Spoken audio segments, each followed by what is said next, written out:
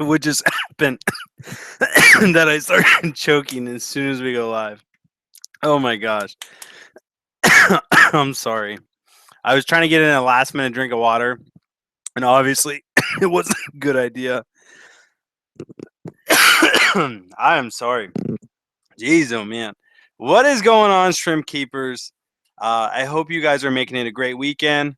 Hopefully, you guys enjoyed your weekend. It was a beautiful weekend here in sunny Ohio. Totally joking. It was a beautiful weekend, but it isn't sunny Ohio. But hope you all are doing well. We got some people from Canada here, turd. A lot of good people in the house. April Shaw, Tony Goose. We got Danny's Aquariums, Fanatics Aquatics here. You know, Josh Quest. A lot of great people. V Stag, Joel, everyone who's in the house. If I didn't say your name, this love is still there. I promise. Thank you guys so much. Amanda actually told me that somebody emailed us and said a great topic for your live stream today would be to talk about reproduction for shrimp. And I'm like, you know what, that is a pretty good idea, and it's something I haven't talked about in a while.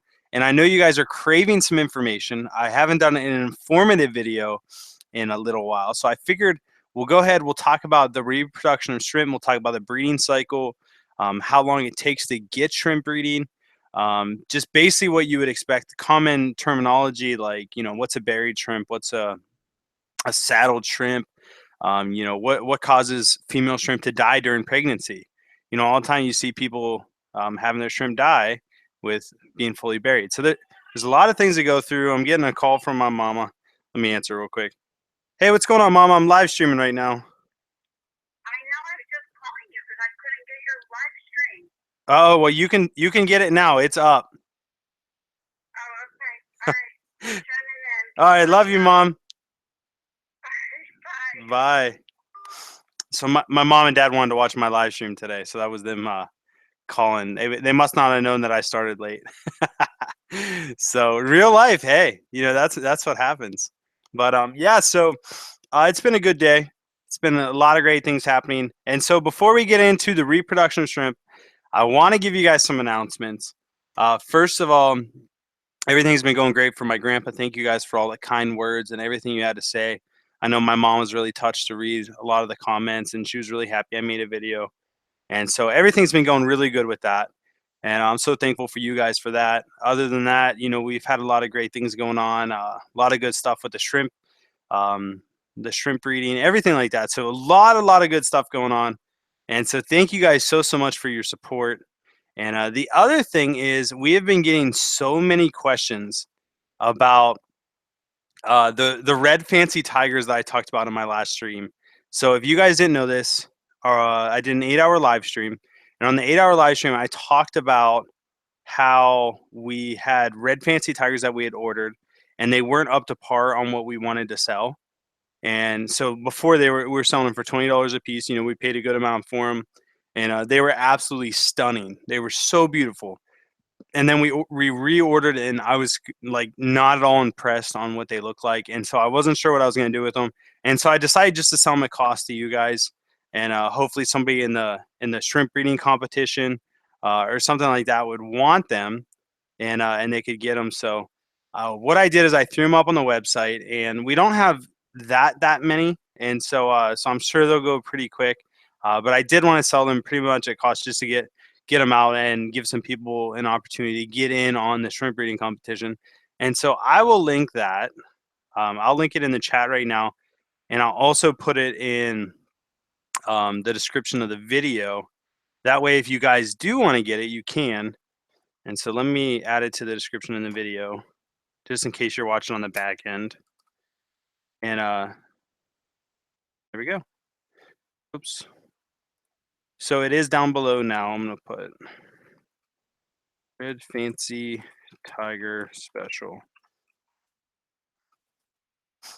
There we go. All right, so it's down below in the description now, and it's in the chat. So if you guys want to check that out, you're more than welcome to.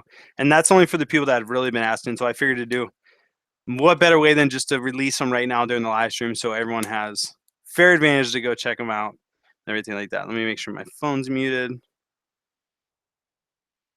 All right, so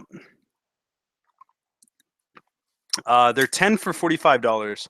Um, so before we were selling them for $20 a piece, because we roughly pay about $5 for them.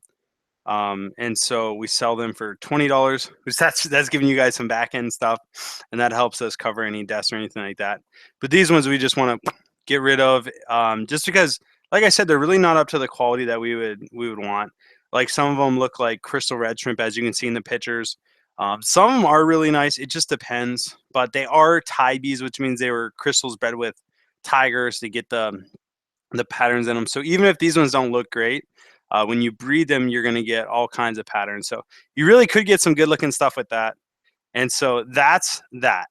But moving on, thank you guys all for the love, the support, everything you've given me in the last week, with everything going on with my family.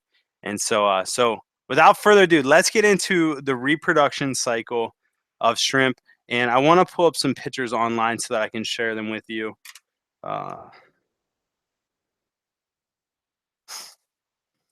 Let me see.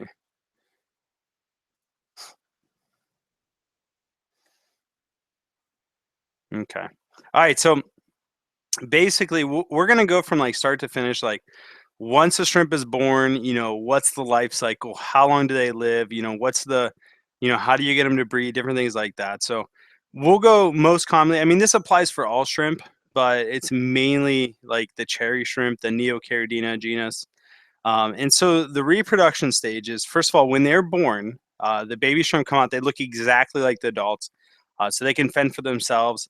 During probably the first 3 days of life, the baby shrimp really don't like to move around a lot. So they kind of stay put. Often you'll see them staying in like if they were born in moss, they'll stay in the moss. They really don't move around too much, and that's why it's so important to feed a products like Bacter AE, or some type of baby food, different things like that, because that powdered food spreads throughout the whole tank, and you want the baby shrimp to find the food where they are. You don't want them having to run around and look for it, because a lot of times the shrimp really don't like moving around. Babies are kind of scared, and so they kind of stay still, like get it adjusted to the new world. So for like the first 3 days, you really don't see too much about it. Ken Katz says, "Thank you." I texted him in about this. So Kent Katz is the reason we decided to do the shrimp reproduction. I thought it was a really good idea. And so again, the baby shrimp really don't like to move. So feeding powdered food or different things like that, they like staying still. So it's better to feed them where they are than make them look for the food. Especially if you're feeding like a type of pellet food that doesn't break apart easy. That's why we like the Shrimp King food so much. The little babies aren't going to fight for that food. They're going to stay as far away from possible. They're afraid of adult shrimp, and so it's important to feed them where they are and not make them go scavenge. And so the babies, depending on what temperature you keep them at, we keep all of our tanks at 72 degrees. And the reason for that, we keep them at 72 degrees. And the reason for that is just a good, healthy growth rate, because the temperature dictates how fast the digestive system of the shrimp works, which in turn dictates how fast they grow. So if you put a bunch of baby shrimp in a tank with like 78, 80-degree water, they're going to grow a lot quicker, but they're going to eat a lot more. And it just inevitably really reduces the lifespan of the shrimp. And so we keep all of our tanks at 72 degrees to kind of prolong the life of the shrimp. And by keeping them at 72 degrees, from the time the baby is born until about 4 months, 4 to 6 months, they'll start breeding. And so most of the time we ship shrimp at about 3 months. And so usually after a month to 2 months after people get them, they'll start reproducing. And that's USA bred shrimp. The imported shrimp that we sell are adults, for the most part, except for like the Taiwan bees. They're adults, so they're ready to breed right away. Taiwan bees are usually about the 4 month range, and they'll start breeding about 6 months, and so on and so forth. So shrimp get to the 4 to 6 month range. If you keep them at like 80-degree temperatures when they're born, they could really start breeding as early as 2 months, just because they grow so much quicker. And the thing with that is they live shorter lives, as I said. And so a shrimp, where in my aquariums we have shrimp that live 4 or 5 years, you see an average of like a year and a half with shrimp that are kept at hotter temperatures. And so it goes a lot into mainly the thing with keeping them in hotter temperatures, you have to feed them a lot more, which means you have to do more water changes, which just increases the amount of workload. And so if you're willing to do that, then by all means keep it at the hotter temperature. Um, we just feed, once, twice a day, and so we keep ours at the lower temperature just to like keep everything manageable. It's always like we always use the analogy of having a car with nitrous oxide. It's really really fast and it's great and everything's awesome. But if you hit a curve or you hit water or something like that, things go bad quick. And the same thing with running high temperatures in tanks. It's great to have them breed quicker, reproduce faster, grow faster. But you have one little error, like you forget to feed a day or you forget to do a water change. With the hotter temperature, things could go south really quickly. And so that's why we keep them at 72 degrees, because I know my schedule, I know what I'm capable of. And it's just not realistic to feed shrimp, 4 or 5 days with the amount of tanks that we have and do water changes once a week. That's just not plausible. And so anyway, so for us, 4 to 6 months is when they start breeding.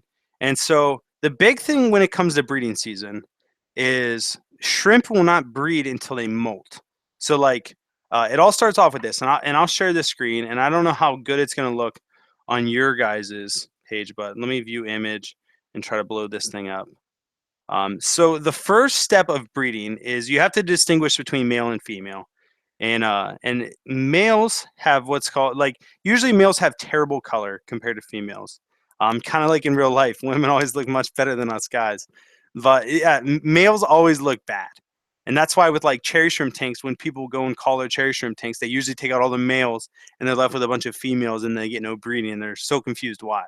I see that absolutely all the time.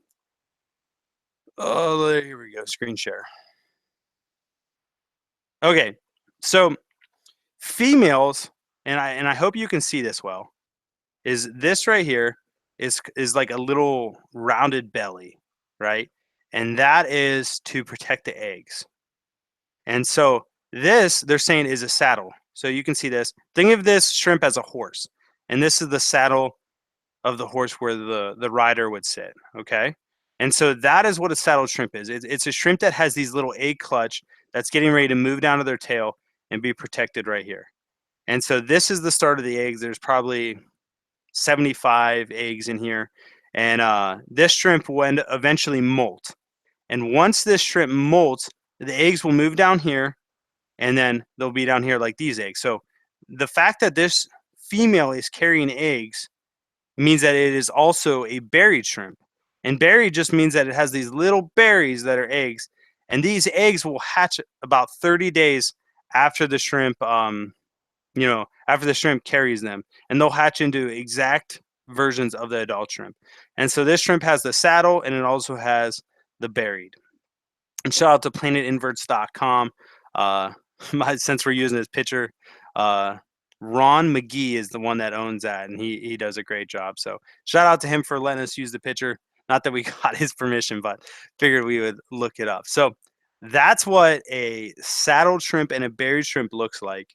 And so whenever you have a saddle, it doesn't mean that the next time that shrimp molts, it's going to get berried.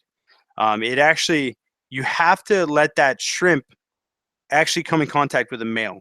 And females try to escape males. So if you don't have enough male to female ratio, then the male shrimp won't be able to, breed with all the females. Maybe all the females molt at once, and he'll only be able to get a hold of one or two. And so it's good to have a pretty decent ratio of male to female. And so I would suggest probably one male for two females or three females at max, and make sure your shrimp are in a condensed area. And so we've had problems with like 40-gallon breeders, the shrimp just not being able to reproduce in there good enough. And I believe one of the leading factors is that the females have so much room to get away from the males. And one technique that we use is we turn off the lights when we know there's some breeding going on. And this doesn't really qualify for neocaridina, but like in this tank behind me, that's the Taiwan bee tank. We like to turn this light off when we see the breeding going on. And how you know breeding is going on is the shrimp will actually start swimming around frantically, like going back and forth. And it's usually because the female released hormones into the water or whatever it would be. I don't know the scientific name for it, but they release these chemicals in the water that like gets the male shrimp just going crazy. And so we turn off the light, and that kind of relaxes the female. so she's not as like on guard. She kind of stays put, and the males can smell her, so they'll find her in the dark. They don't need the light to see her. Having the light on only allows the female to get a better advantage to get away. And so you want to let the female shrimp or the male shrimp, or the male shrimp find the female as quick as possible. Let me decrease this size. And so if you guys have any questions, feel free to ask them as we go. I had that chat hidden for a little bit just so that I could focus and not get distracted. But feel free to tag me if you guys have any kind of questions at all. But yeah, keeping shrimp in a condensed area, that's why breeder boxes work so well. Whether they're breeder boxes that attach to the side like this one right here, or the breeder boxes that sit inside. Whenever you have a saddled female, it's always a good idea, if you really care about getting her breeding, you could put her in a tiny space with a male shrimp, and that way you're guaranteeing that everything's going to work out. And it's really cool. We've actually witnessed shrimp sex, which sounds terrible, but it's actually pretty cool because Neocaridina and Caridina breed completely different. And so Caridina, it's more of like a flick, like it's like they rub up against each other and they go away. So there's not really too much, like I don't know a good way to explain it without sounding weird. But there's really not too much connection between the two. It's just boom and then gone. Now, Neocaridina, we've actually seen the males pin the females down and stay in that position for like 30 seconds to a minute. And so with Neocaridina, it's even more important to have a good ratio of male to female, whereas Caridina, it doesn't matter as much because it's so much quicker, just the male just boom and gone. Now, April Shaw just asked a question. Shout out to April. She said, so if I see molts, then should I start leaving the lights off for a couple days? And so if you're seeing molts, that means it's probably too late, because once they molt, there's about so if you guys didn't catch up on this, a shrimp molts and that's when they breed. But a female shrimp has to be berried before molting, before she can actually bring the eggs down. And so if you're seeing a molt, that means it's already happened. It only lasts, I would say you have about 3 hours after the female molts to get her impregnated. And so you got to really be on top of it. And so if you start seeing a ton of saddled females in your tank, as long as you don't have plants in there, it might be a good idea to start leaving the lights off a little bit more, just to kind of slow everything down, kind of relax the females, and give them a better chance to get impregnated. So April, that was a great question. Nick also asked a question. He said, Nick K, shout out to you. How do you tell between a molt and a dead shrimp? Are there legs on a molt?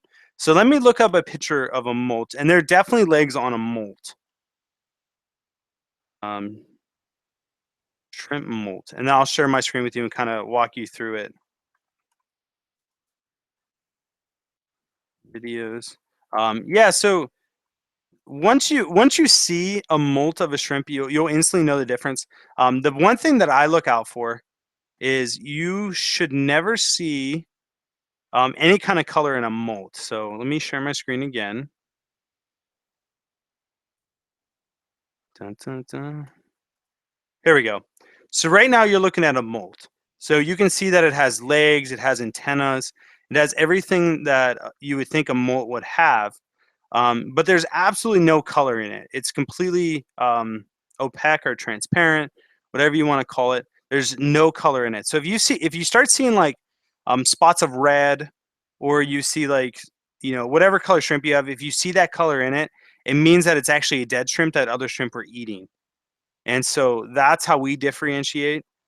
So this is a good looking molt. A bad looking molt, you'll know. Like it'll just be like, a little piece of the tail, and that means that some of the tail's still on the shrimp, which means that the shrimp could easily die. And so great question as to what a molt is, or what it should look like. Now the other thing is, when female shrimp are breeding, this is really important to know. So like eggs, the actual eggs have so much protein in them. Think of like chicken eggs that most of us eat for breakfast. The yellow part of the egg has like tons of fat in it, and then the white part has like high protein and calcium content.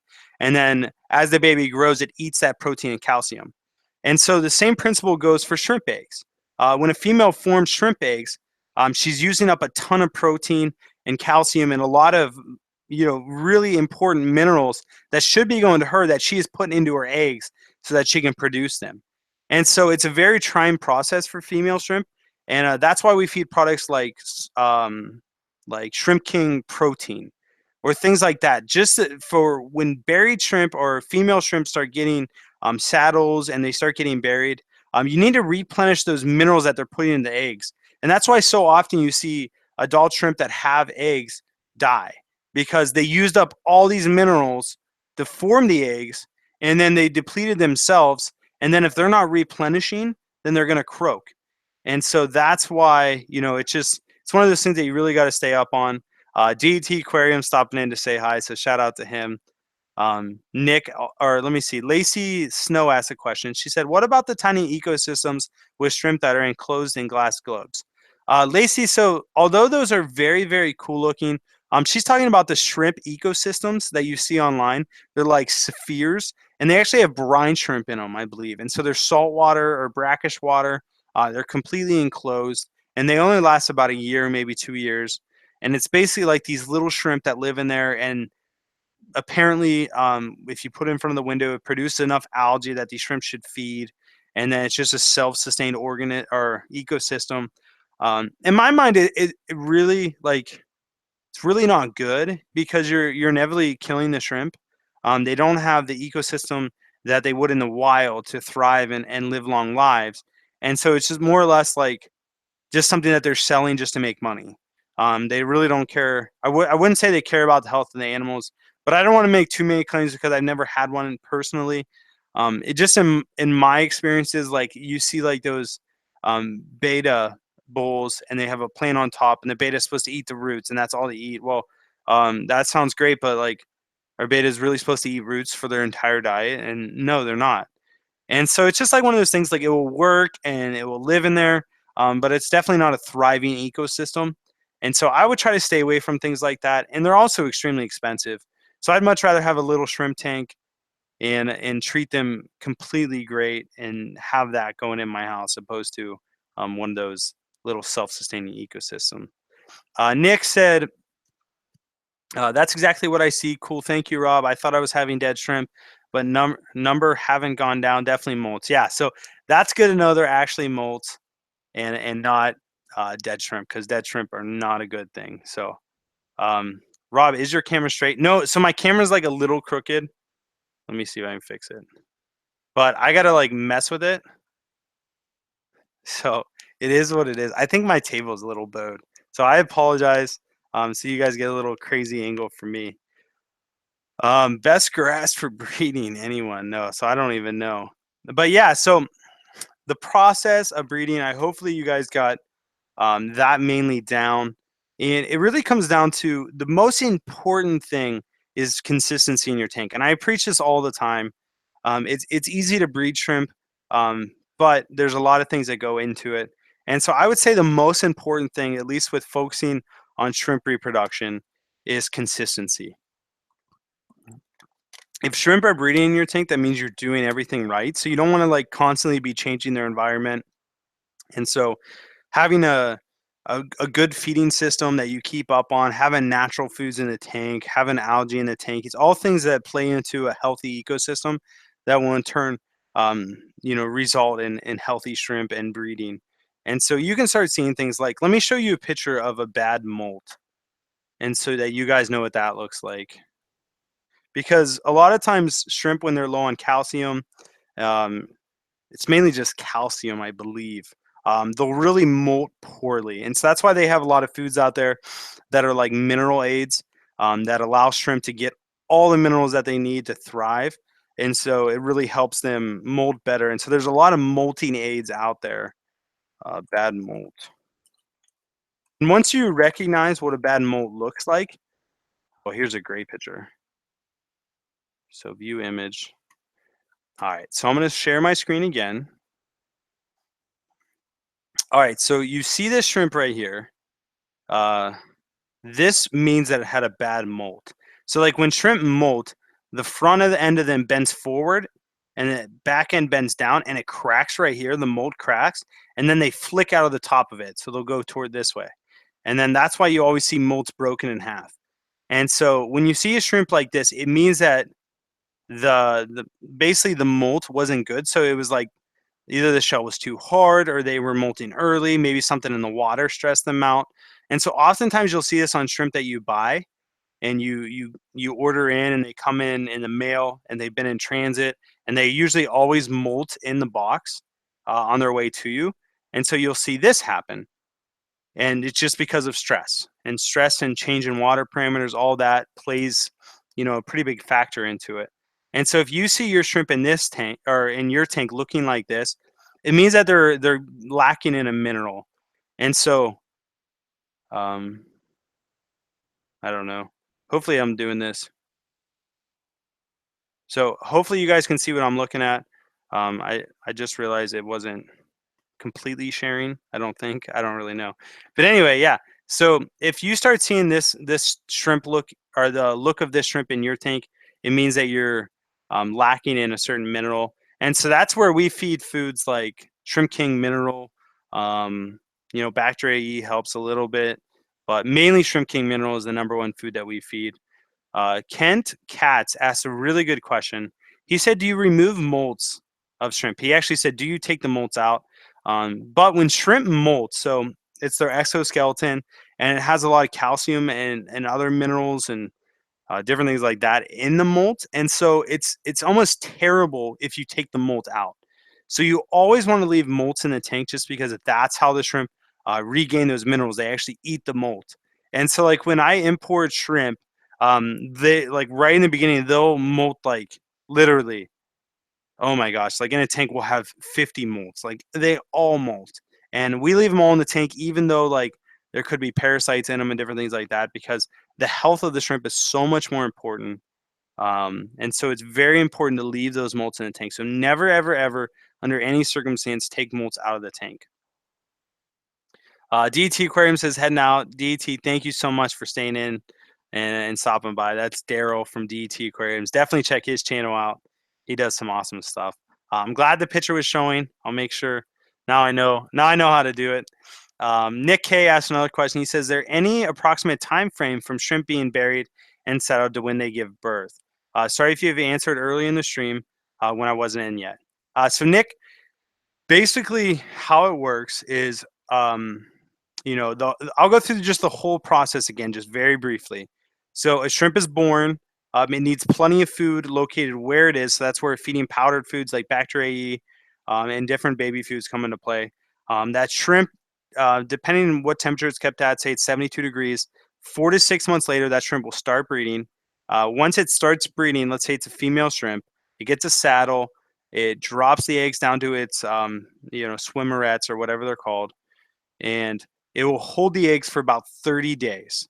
So neocaridinae usually hold their eggs for about 30 days, and then they hatch.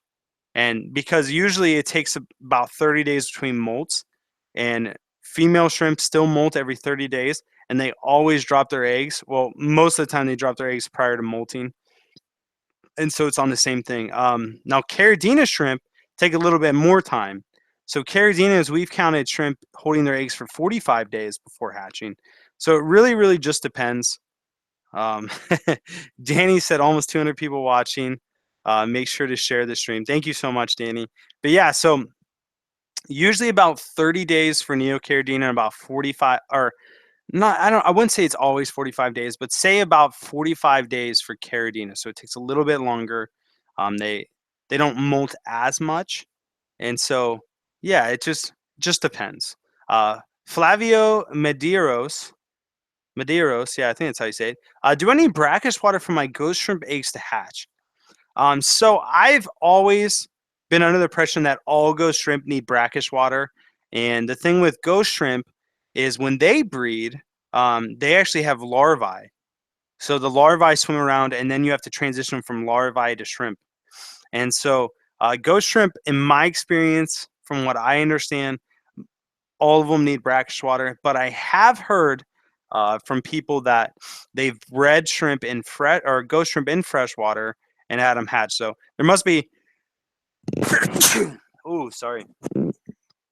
There very well could be different strains of ghost shrimp or maybe ghost shrimp, or maybe there's shrimp out there that look like ghost shrimp that breed in freshwater. And so I believe there's some exclusions to the rule, but most of the time you will need brackish water. Most of the shrimp you see in stores that are labeled as ghost shrimp will need brackish water to breed. Yodi Gaming said, I eat the molts, and also I'm going to make fan art of you and Amanda. Well, thank you so much for that. You actually eat the molts. That's pretty crazy.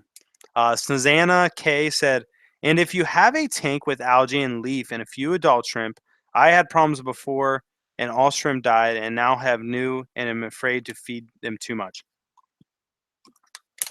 So that is a great question. So, Snazana, I'm assuming you're talking about feeding shrimp in general and what the appropriate amount is, because you definitely want to feed shrimp the appropriate amount, but you don't want to overfeed them because overfeeding can easily kill them.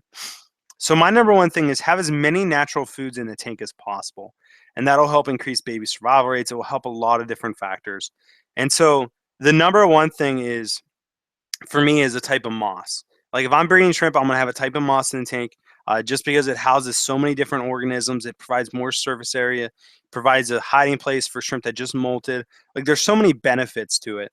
And so that's one. The second one is Indian almond leaves or a type of leaf. Like we're getting ready to have banana leaves on our website, mulberry leaves, amaranth leaves. And so definitely having leaves in your aquarium leaves are always a natural food source for shrimp. And so it provides that natural food source. It's not going to really pollute your water. And so to have things like Java moss and leaves are really going to benefit you because it's automatically having a food source in your aquarium that you're not having to drop in there all the time. And so the next thing would be having driftwood in there. Driftwood is known for growing biofilm, leaching tannins in the water. It provides a ton more surface area. It usually is a great surface area for growing algae. And so driftwood's really good too. So those three things are very important for the stability of a shrimp tank. And so as far as feeding prepared foods, like stuff that you actually dump into the tank besides those three things, what I would do is I would feed them in small amounts and then watch to see how much they're eating. So like if you feed a shrimp tank and none of the shrimp swarm the food, like it's been 2 hours and maybe 3 shrimp touch the food and you have 20 in the tank, then it means that the shrimp aren't very hungry. So it means that you have so many natural food sources in your tank that they're not needing the prepared food right now. And so whenever I have something like that happen, whenever I have a situation where shrimp aren't eating what I think they should, I don't feed them for 3 days. So I just take 3 days off and then I feed them again. And then if they don't eat that time, then I know either they're getting enough food in their tank, like there's enough algae, there's enough microorganisms, whatever it is, or they're sick. And so it's really differentiating between sick shrimp and shrimp that is just getting good food source. And so those are two things to look out for. Like with the imported shrimp that we get in, we feed them twice a day, or at least we try really hard to. And every single time we feed them, they swarm the food. So you know that they're relying on that food and they need it. And so you really have to be on top of feeding them. And so yeah, Snizanza, that is a great question, and thank you for doing that. Guppy Fistrom asked me, "Where's the Reef of Palooza video?" I just need to release it. It's one of those things that so many crazy things have been going on in life that we haven't got it out yet. So I apologize for that. King Lee had a great question. Let me scroll up and find it. King said, "Can you force shrimp to molt, and is it bad to do so?" Yes. So, in our experience, it is bad to force shrimp to molt. Um, the reason being is because if you force shrimp to molt, one of the things that could happen is they molt too early, which usually molting early one time isn't going to hurt them. But if you molt early, then the next time they molt, it's only going to make it that much harder on them, and so you could get die-offs there. And so like they sell products like Shrimp King, or not Shrimp King, I forget the brand, but it's like Dance, it's something Dance, and it's a product that you drip into the tank and it makes the shrimp swim around. Whether it puts different chemicals in the water that like make the shrimp want to breed, and it probably forces them to molt, which isn't a good thing. So I would never encourage getting shrimp to molt or any kind of product that tries to speed up molting and breeding, because it's only hurting the quality of the shrimp. It's only like, especially if you have expensive shrimp, especially if you're a hobbyist. Like if you're a hobbyist, then you're doing it because you love the shrimp and you don't want to risk their lives. So like it's better just to get them on a good schedule and let them breed. So like in our experience, most shrimp breed seasonally. So like during the fall, you'll get a ton of breeding, and then during the winter, like towards the end of winter, you'll get a ton of breeding. So it's like both sides of winter, like beginning of winter, end of winter. You'll get tons of breeding, and then through the summer, they kind of like back off a little bit, whether it's the atmospheric pressure, the temperature, whatever it is, they kind of like draw back and don't breed as much. And then as soon as the cold season hits, boom, they're right back to breeding. And so it's better just to have a good schedule on breeding than trying to force things to happen.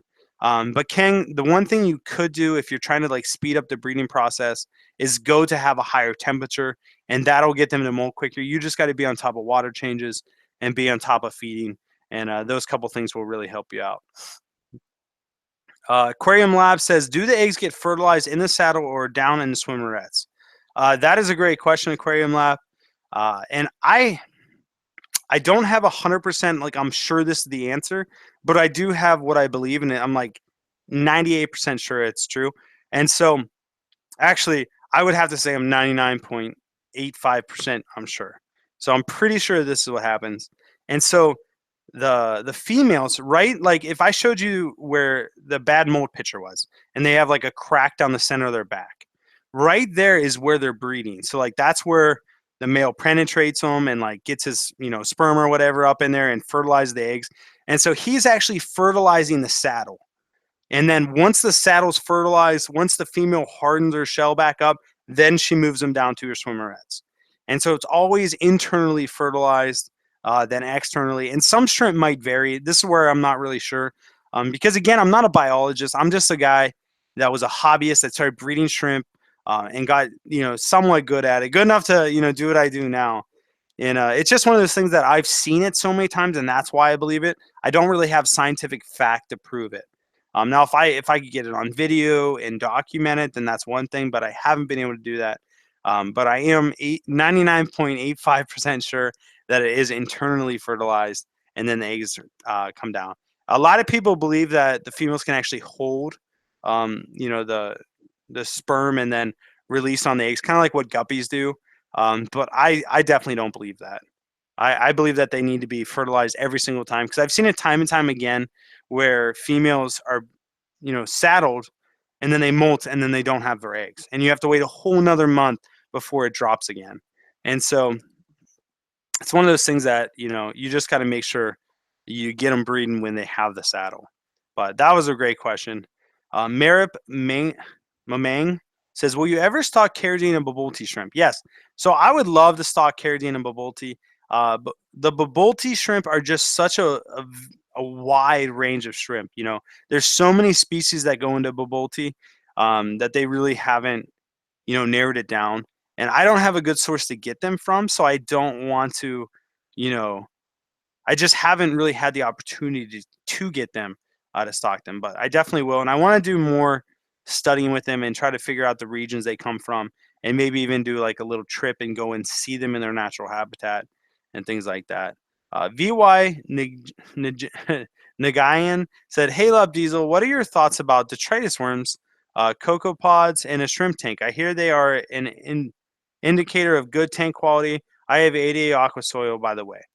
So detritus worms and cocopods definitely are not bad for your aquarium. They are signs of just having a good, healthy ecosystem. They are signs of overfeeding, though. And so if you're overfeeding too much, that's what really leads to those, not really parasites, but I don't even know the right name for them, third-party inhabitants of a shrimp tank.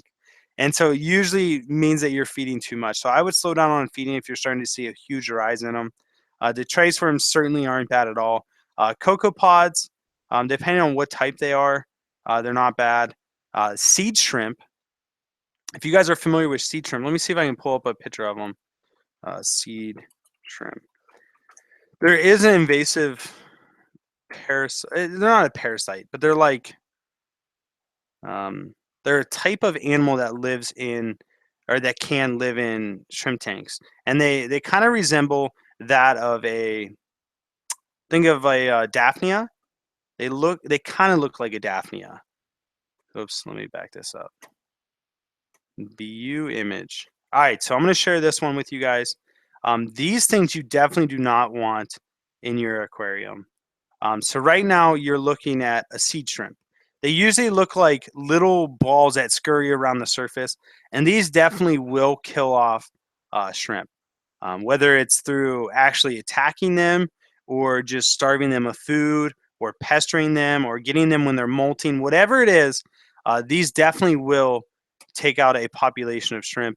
I've seen it time and time again. And so these ones you definitely do not want in your shrimp tank.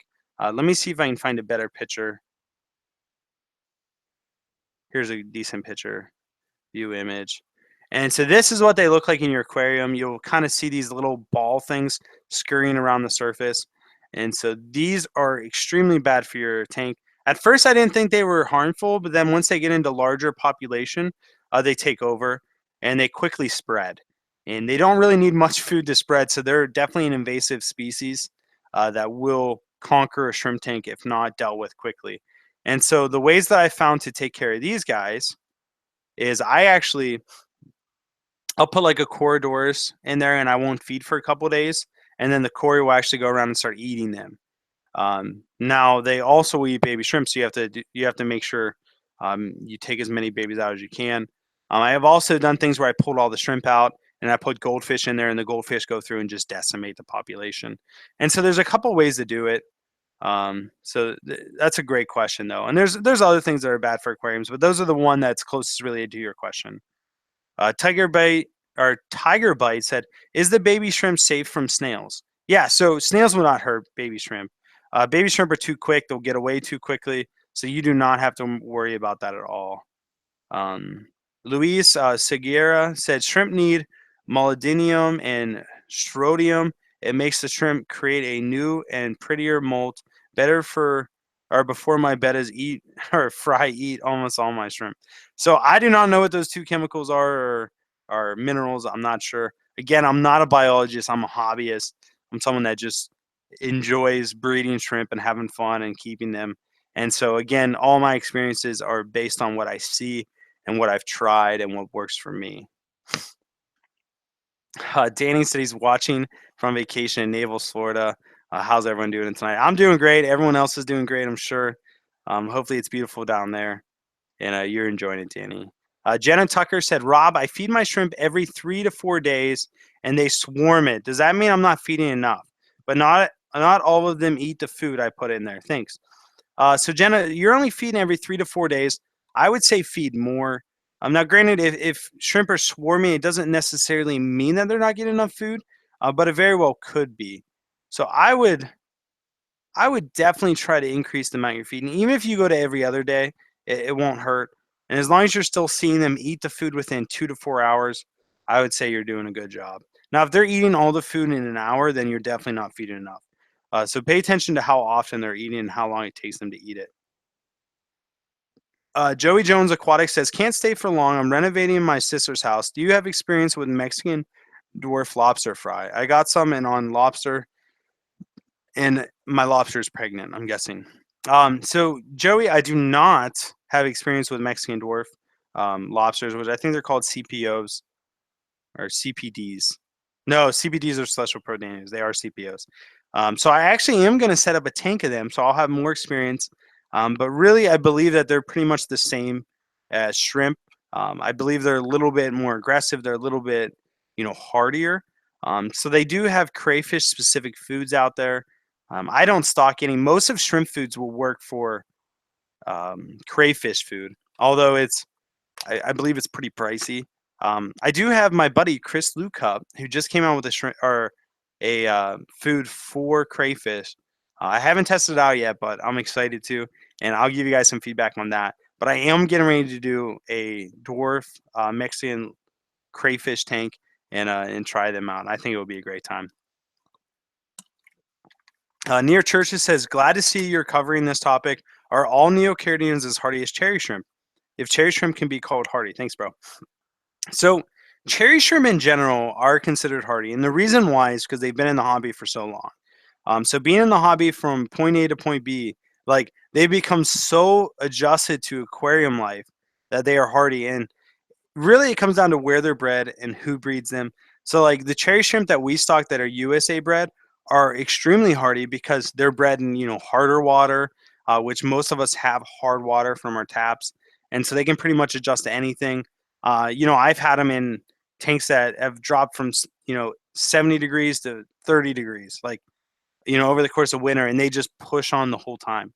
And so they're cherry shrimp are definitely hardy, but Neocaridina in general, the genus of shrimp, so like the oranges, the yellows, the greens, the blacks, the blues, they're not equally as hardy. Definitely not at all. And it depends on how they're interbred. It depends on the source of where they come from. In my experience, yellow Neocaridina are one of the most difficult to breed. You can get them to breed, but then the adults seem to always die, and there's always a challenge going on. And so we have a couple colonies of them going, but it has taken me like literally years to get decent colonies of them going. And so for sure, not all shrimp are created equal, and that is the honest truth. And so there are definitely some that are easier to keep than others. Chitin-based liquid to ensure breeding. Yeah, so chitin is something that I believe chitin increases the digestive system of shrimp, and among other things, I'm sure it does a lot. But I know a lot of the like not a lot, but some of the foods that we stock do definitely have chitin in it, and I'd have to go back through and reread them to see which ones they are. Miley said, "I think it's a myth that copper is 100% bad. Shrimp need trace elements of it. In fact, lots of leafy greens that some of us feed our shrimp have trace amounts of copper in it. Spinach, kale, etc." So yeah, so anything in small doses won't hurt you, right? It's when you get huge doses of them. So like if you have, um, you know, I don't know, like think all of our waters ran through copper pipes for the most part. So copper can't be that bad because it's what we run our water through. Um, Now the main thing that will kill shrimp is like fertilizers with a lot of copper in them and people dosing like over the top fertilizers. And so yeah, so little trace elements of copper isn't going to kill shrimp. But it will definitely like a lot of like medicines have copper in it because of what it can kill, and those will definitely take out a shrimp tank. At Love Diesel from Yodi Gaming. Japan is beautiful in autumn. I don't know. Just thought you might like to know when to go to Japan. LO, it's colorful. Yeah, I would absolutely love to go to Japan. Mr. Gippy, 123 said, Rob, how is the BKK Missouri bread? So the BKK Missouri is I honestly I'm not 100% sure how they bred it. I'm not sure if they got it from the Panda line or if they mixed it in with something and formed the Missouri pattern, whether they mixed crystals with it or something to get that unique pattern. It might have just been something that like over time they just bred it in a way like if you breed a normal panda shrimp and just breed different patterns out of it. Like I'm not sure the process that really happened to make that a reality. So sorry about that. I wish I had a better answer for you. I'm getting more and more into Taiwan bees again, finally, thankfully, and so it will be good to do some more no, or some more research on Taiwan bees and really get to know, where they come from, how they're bred, and work with some of the connections that we have to really figure out the lineage of a lot of these different types of shrimp. Uh, Flip or Yodi said, "Why do you only sell female shrimp?" So Yodi, we do not sell female only shrimp anymore. The reason that we sold female shrimp on the last website was because through our import order there was an option to get really high grade reds, and they only sold them as females. And most of the time, people request females, and so I thought it would be a good thing to order a ton of females. Then you'd get really good color, tons of babies, different things like that.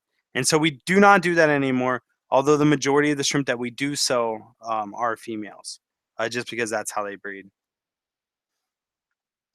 Yodi Gaming said, shrimp kill shrimp, right?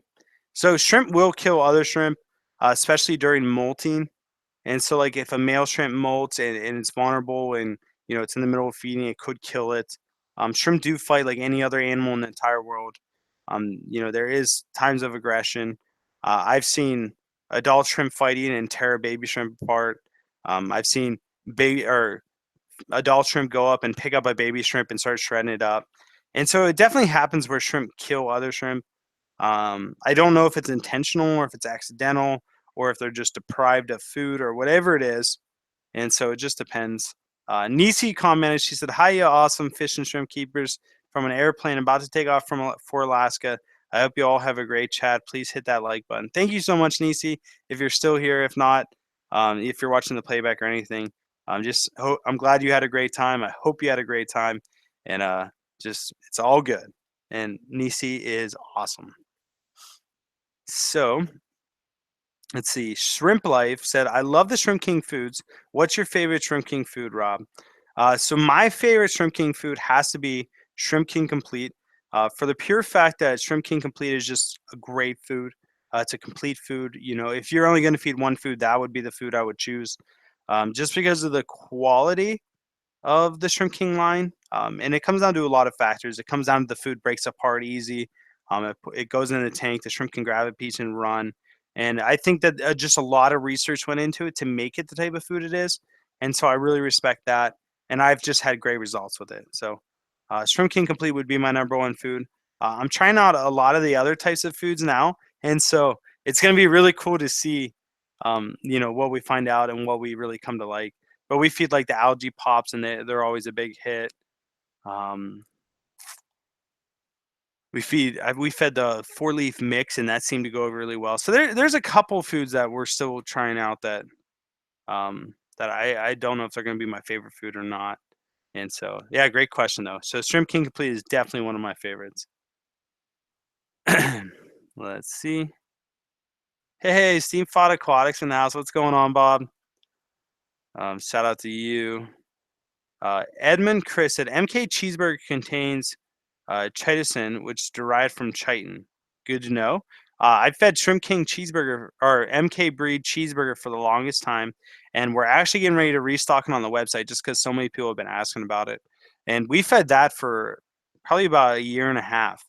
And I think what happened is I started getting bad results for it, and I think it's because the person that initially imported it, imported a lot, and they didn't sell it quick enough. So I was getting like expired food because it didn't have the expiration date on it, and I know that they'd had like their first import was like 2 or 3 years ago, and so I think I was getting like the leftovers of their big import of food, and that's why I started having bad results with it, and so that's why one of the main reasons that I switched to Shrimp King food, and other reason being that Chris Lucup, the Shrimp King, is just an awesome guy that I really look up to in all that he's done for the hobby. And so there's been a lot of things. So I am going to restock MK Breed Cheeseburger and the other MK Breed foods just because so many people have been asking about them, and they really do work as long as they're fresh and they're not expired, they do well. But yeah, I started having bad results with them. VY Nagain said, "How do you keep your tanks cool in the summer, Love Diesel? I don't have central AC, so I use a small USB fan and swap out frozen water bottles placed in a breeder box, trying to keep my CRS alive." So that's what I would do, exactly what you're doing. Now you can get aquarium chillers, but they're extremely expensive, and so it's definitely up to you, just depending on what you want to do. Uh, I mean, I use an AC unit. So like all my shrimp rooms are climate controlled. We keep them at 72 degrees year round. We have heat in there. We have air conditioning in there. And so it's just one of those things that it just constantly kept at a good temperature. So great question. Uh, April Shaw's asked me, she said, "I have Shrimp King complete. Should I get Shrimp King mineral?" So my feedback on that is I feed Shrimp King mineral, I feed Shrimp King protein, and Shrimp King complete. Now, if your shrimp tank is doing great and you're feeding Shrimp King Complete, then don't add anything else to it because you're already doing great. But if you're starting to see like molting issues, or just random shrimp deaths when you know they're not that old, then adding something like Shrimp King Mineral can only help you. And I think that it would improve those things that are going wrong. Now, if you're seeing like berried females dying or saddled females dying, then it could be something with protein. And that's why we feed the Shrimp King protein.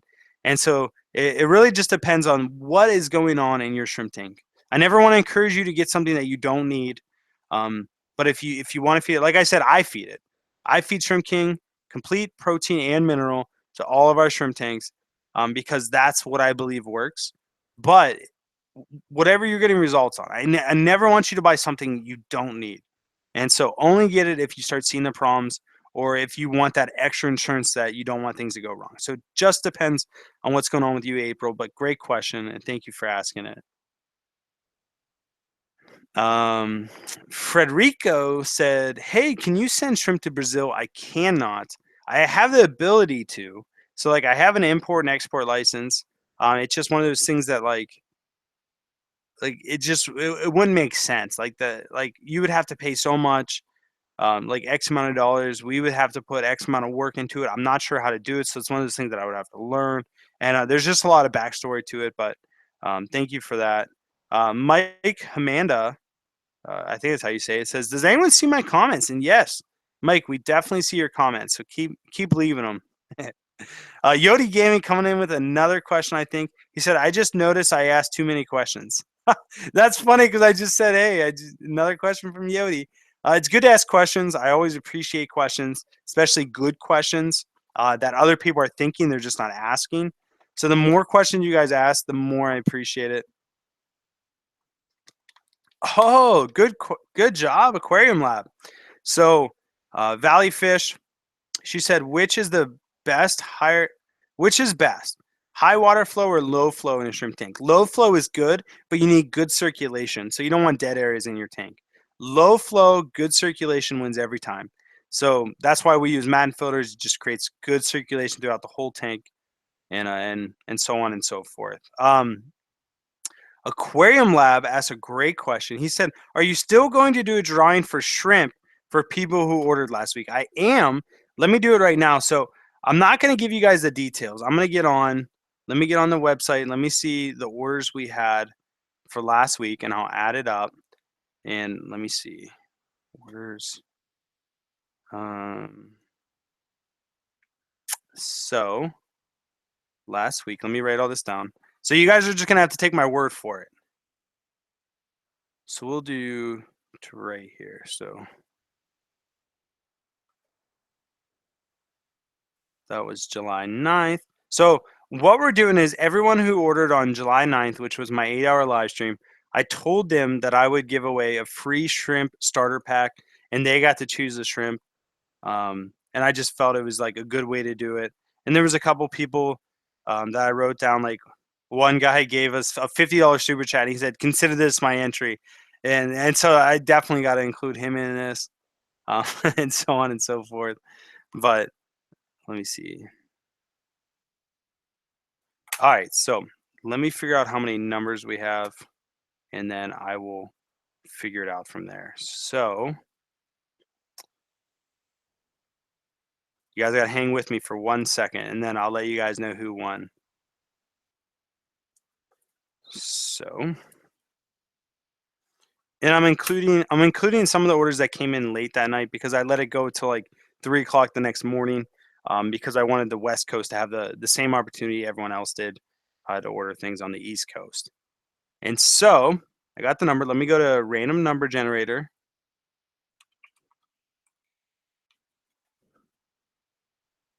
And so I need to do this to this, and then okay, so I have the number that's the winner. Now I got to figure out the order number, and then I will let you guys know who won. So let me get back to my calculator. Oops, let me X out this. So,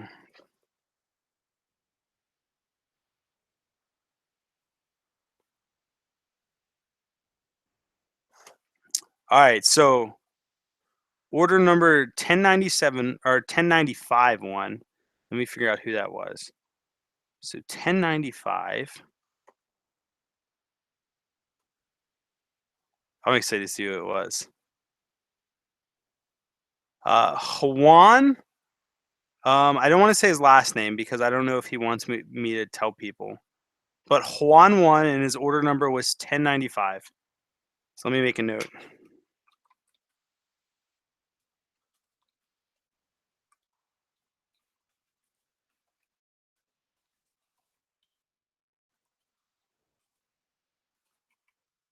So congratulations to Juan. I'm sending you a message right now just in case you're not watching the live stream. Oops. It didn't let me send it. But congratulations, Juan. Huge shout out to you. I'll send that in a little bit. I want to give you guys my full attention for the next 12 minutes. So feel free to ask me some more questions. Juan is the winner. His last name starts with an S. So if you're Juan S, you won. Congratulations. Random number generators are never really random. You're right. I mean, they're random enough. It's better than me just being like, meeny, miny, mo, boom, pick you. Yeah, 1095 won it. So 1095, order number 1095. I don't know how to. I'll have to add it from my. Here we go. I found it.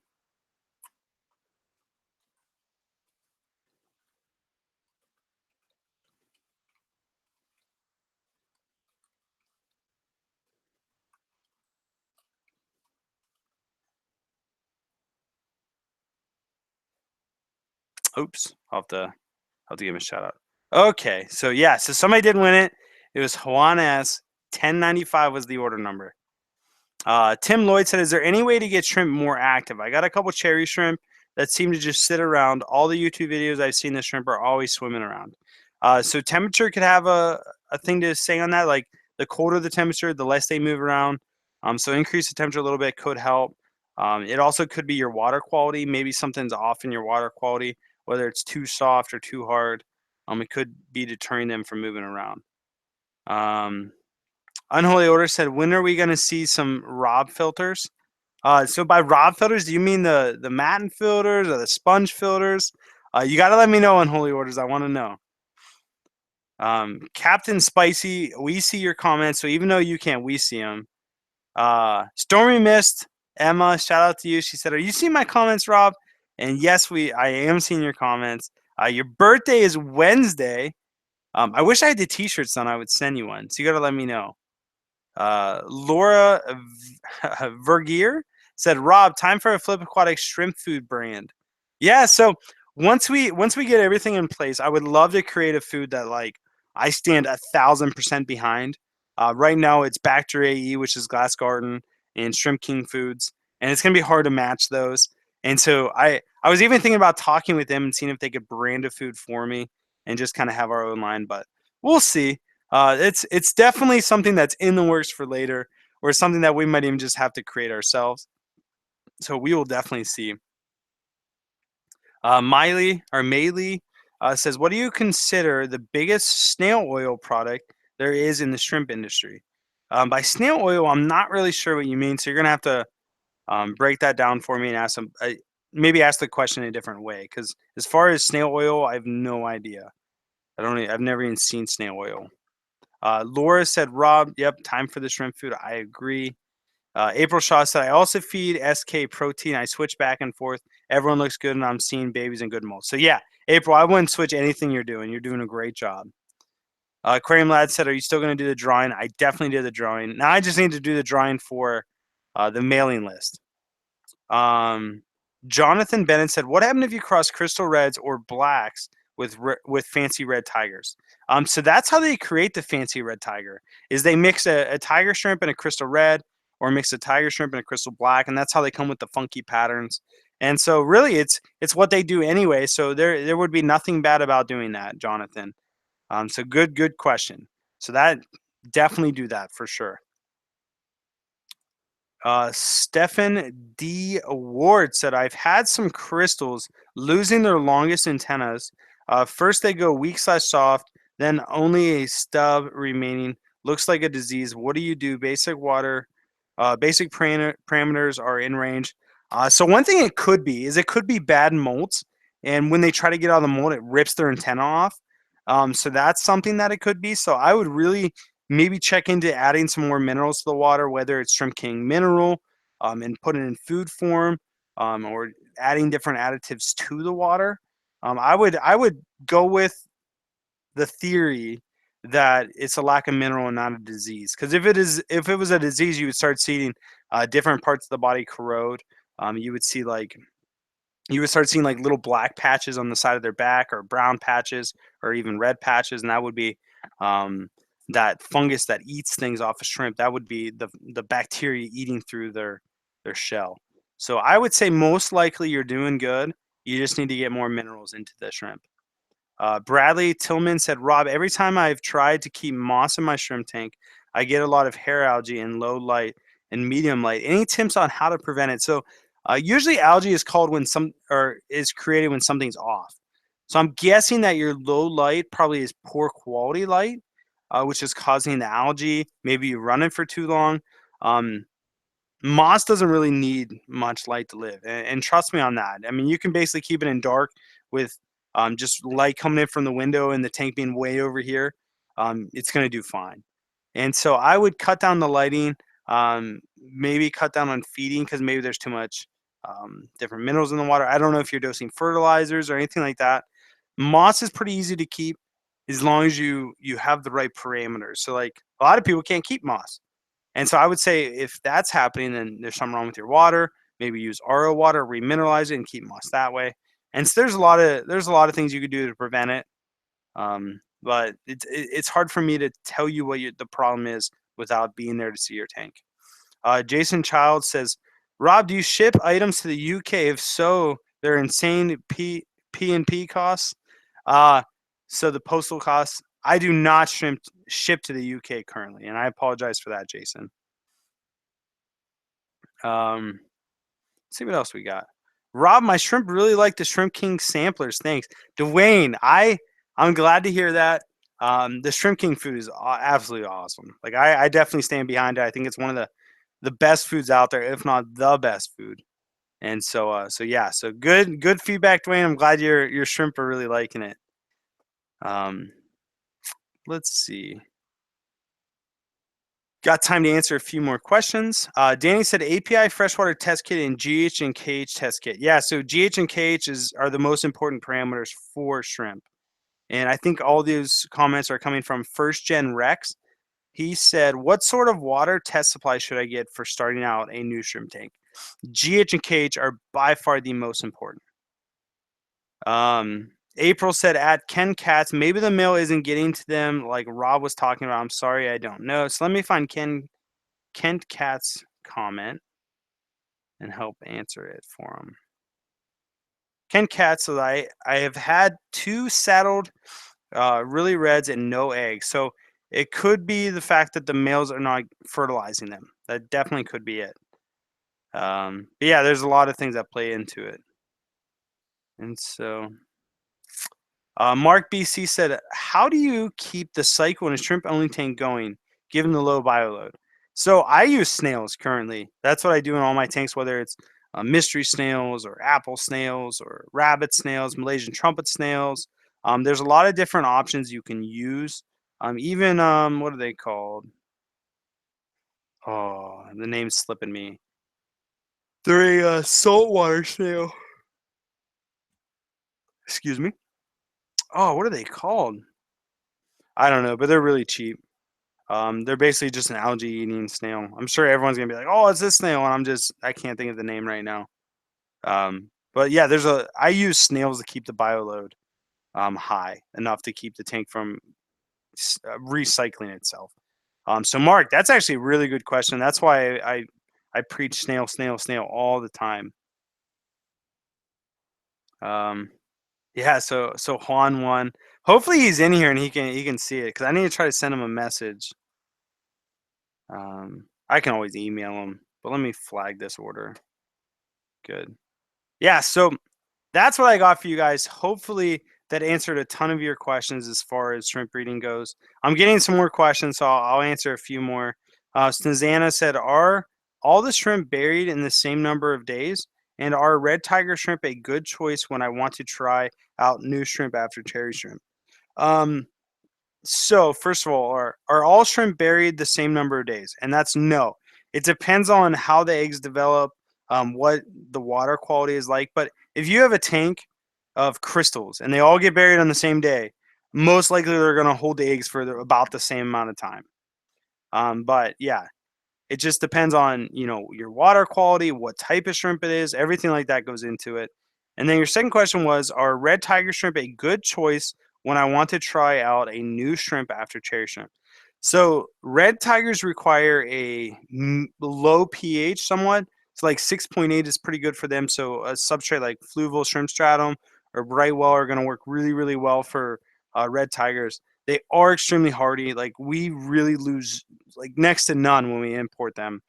And so they are very hardy in that sense, as long as you keep their parameters stable. And so I would encourage you to use distilled water or RO water and remineralize it with salty shrimp GH plus. You can use GH and KH. It's just going to eat through your soil a little bit quicker, but it is going to be okay. And Danny said, "Is KH is also referred to as temporary hardness. Your GH is permanent hardness." Yeah. So KH can definitely be eaten up by the plants and different things in the water. So KH isn't always stable, but KH stands for carbonate hardness, and that's what influences how easy and hard it is to buffer your water. So if you have a really high KH, most likely you're going to have a really high or a decently high pH. And so those two go hand in hand.